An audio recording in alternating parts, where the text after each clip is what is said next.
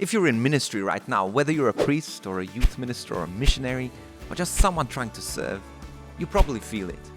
The pressure to say yes to everything, to be at every event, to meet every need, to keep everyone happy. But here's the truth. Trying to do all this doesn't make you a better disciple. It just makes you tired, exhausted, and exhaustion kills joy. And hey, don't feel bad. Even Moses needed the father-in-law to step in and say, "Mate, you're doing too much." Well, if that's you, and this resonated with your soul, then keep watching. This video is about learning to choose your battles. Because if you try to fight every fight, you'll end up losing the war. God actually called you to win. And I hope you'll walk away with strategies that you can use for yourself and for your organization so that you can thrive in the mission without burning out. You see, when I first started in ministry, my answer to everything was yes. Can you lead worship? Yep. Can you give a talk? Sure. Can you organize the retreat? Can you handle the food? Can you fix the sound system? I'll try. And then I'd go home completely exhausted, wiped out. Here's the thing. This isn't just me. A massive study in 2022 found that almost half of Catholic priests are showing signs of burnout. 1 in 10 are in severe burnout. And even worse for younger priests, actually 60%. That's brutal. The Burnout Institute says that it's not just Catholics either. 42% of ministers, of pastors, thought about quitting in the last year. So yeah, this is a big deal. Here's the line I want you to remember though. If you try to fight every battle, you'll lose the war of your vocation. Here's where it gets tricky. There's a saint, an Australian saint, Mary McKillop. She says, never see a need without doing something about it. Then you have Saint Paul, who says things like to be all things to all people. We read Paul with some kind of ministry Swiss Army knife, that he was this champion and this superhuman, but the reality is he wasn't. Paul had one focus, one thing, and that was to preach about Christ. And he wasn't talking about doing everything. It's about adapting within your calling. Think about Moses. Jethro, his father-in-law, says, "Hey, you're going to weigh yourself out. You can't do this alone." Exodus 18, look it up.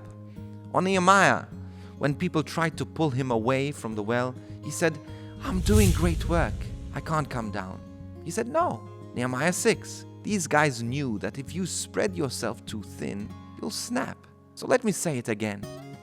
Even Moses needed help. Even Nehemiah was able to say no. Even Paul stayed in his lane. Why would we think that we can do everything and be all things for all people all the time? You know, I nearly burnt myself out. 2019, one of the worst years of my life. Was on a plane over 200 times, spoke to over 2 million people.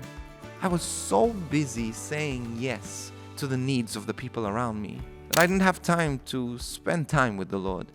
Didn't have time to say yes to Jesus. God's not impressed by your service. He's not impressed by your yes. He's not impressed that you can do many things for His kingdom. You want to impress God? Get to your knees. Spend time with Him. Slow down. I had to learn that the hard way. I nearly left the priesthood. But today I'm grateful. I'm grateful that I had people around me who were there to slow me down.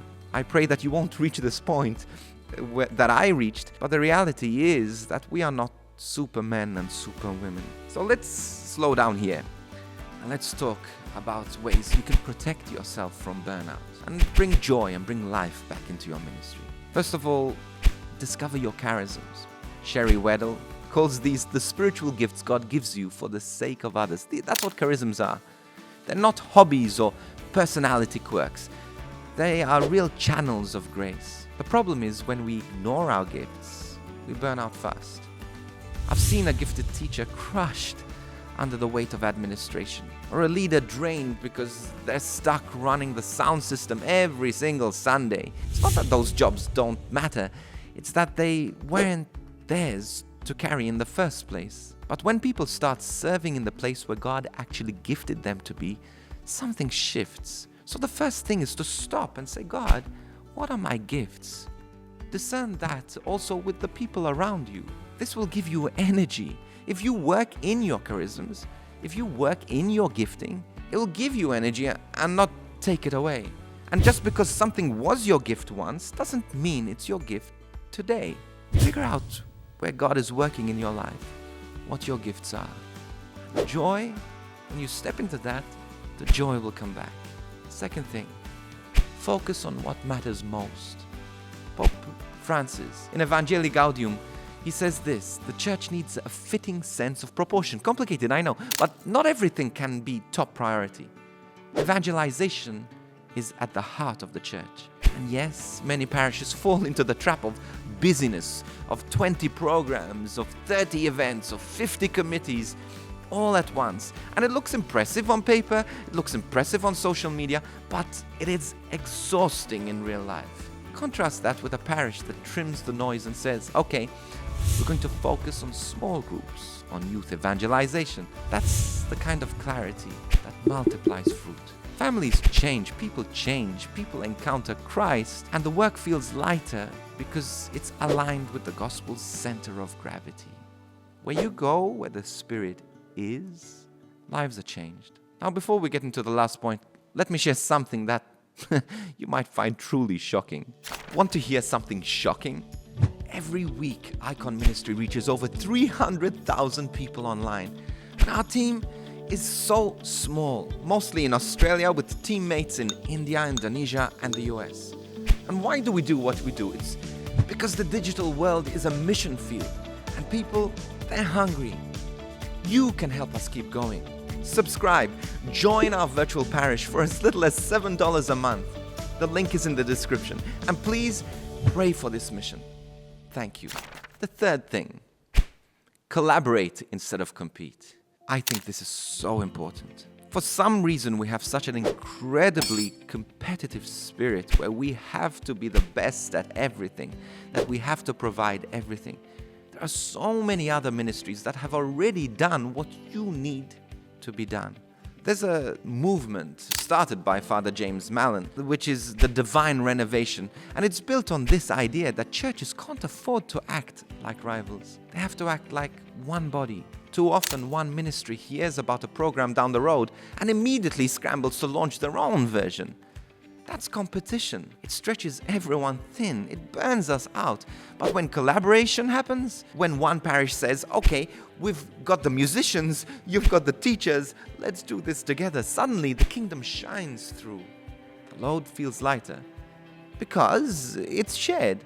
The fruit is bigger because the gifts are combined. Now, I'll be honest, I've lived the opposite.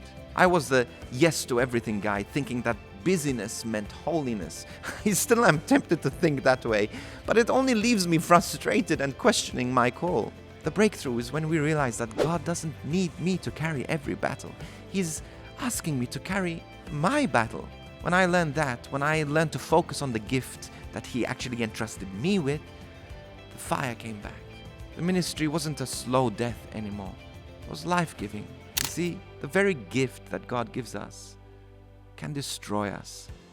If the gift becomes God, hold on to the gifts that God gives you, but hold on to them lightly. Because if you hold on too tight, if you think that the gift is going to define you, the work that's going to define you, it will only sink you. Here's the bigger picture. Evangelical efforts aren't quantified by how busy you are, how effective you are, how much time you spend in ministry, how many things you say yes to. It's the quality of the fruit you are bringing to God's table. If the body of Christ tried to be all things, all the same thing, like we all want to be the hands, we all want to be the feet, it wouldn't work. Peter can't be Paul, and Paul can't be Mary Magdalene, and Mary can't be Saint Stephen. God gave them each different gifts, and He gave you yours. I've met youth ministers who feel guilty because they can't do everything, or priests who feel ashamed because they can't keep up. That's not from God. God doesn't need your burnout. What He needs is your obedience. And when we see evangelization as collaboration instead of competition, that's when the church comes alive. So let's go back to the start. the number one mistake that missionaries are making? They're trying to fight every battle. You're not called to be everyone's everything, to solve everyone's problem, to say yes to every invitation. You're called to be faithful in your little battle. Burnout is real, but it's not inevitable. When you focus on your own charism, when you major in your majors, when you collaborate instead of compete, you don't just survive, you thrive. To help you take this deeper, we've put together a free exercise you can walk through on your own, with your own team. It's a simple tool to spark fruitful conversation to help you define your unique battle. That's in the description, and we hope you find it helpful. God bless you. Until next time. See ya.